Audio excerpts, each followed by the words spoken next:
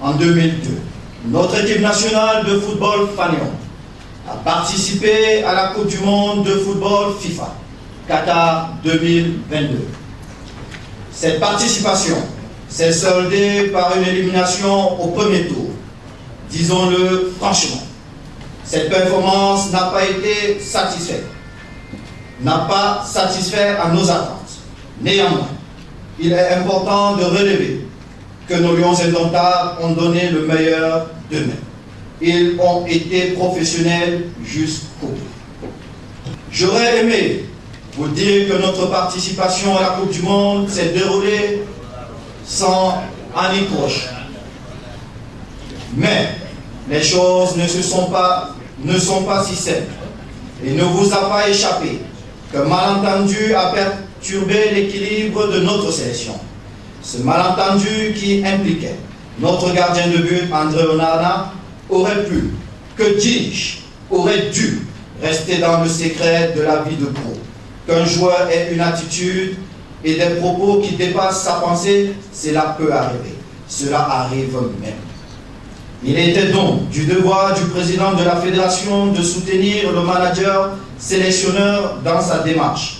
En pleine compétition, il fallait protéger le groupe et éviter la déstabilisation des Lions indomptables. Une sanction provisoire a été infligée aux joueurs. Le président de la fédération a suivi la décision du staff technique.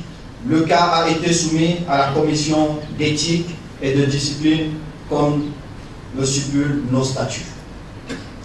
Au bout du compte, le retour d'André Onana au sein de l'équipe nationale dépend exclusivement du manager sélectionneur. Nous avons fait de la construction des stades de proximité une priorité. Ce que vous ne savez pas peut-être, chers délégués, que la location des stades nous coûte environ 450 millions par an. C'est exagéré. Et tous nos enfants ne peuvent pas profiter. Oui, les Lions vont le faire. Nos championnats peuvent le faire. Mais les enfants de 8, 10, 11 ans ne peuvent pas profiter de tous ces stades. J'avais également promis de finaliser les travaux de notre siège de Ouargla, comme je vous l'avais annoncé lors de notre dernière assise. Les fonds sont disponibles, mais nous restons en attente d'une décision de justice qui nous permettra de lancer les travaux. Grâce au travail abattu par l'exécutif sous votre impulsion, la fédération retrouve sa crédibilité. Je vous prie d'être beaucoup plus sévère, car un jeune de 37 ans qui dit avoir 20 ans, quand il joue avec un enfant qui a réellement 20 ans, ne peut pas avoir les mêmes performances. Nous avons engagé une campagne de lutte contre la fraude sur les âges des footballeurs. Tolérance zéro. Je vous prie de ne plus jouer au paris sportif.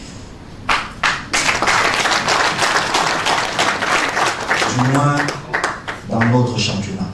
Nous devons barrer la voie aux dirigeants sportifs dont le comportement est contraire aux valeurs fondatrices du football. Chers délégués, le 11 décembre 2021, vous m'avez confié les rênes de notre football pour un mandat de 4 ans. Au cours de notre assemblée générale l'an dernier à Douala, certains d'entre vous ont émis le vœu de voir ce mandat passer de 4 à 7 ans. Cette proposition a été unanimement adoptée par l'Assemblée générale. Chers collègues, tout travail de refondation doit tenir compte de principes et de valeurs qu'il est bon de respecter. L'un de ces principes commande de ne pas changer la règle du jeu en cours du match. C'est pourquoi je vous prie de bien vouloir ramener à 4 ans la durée de mandat.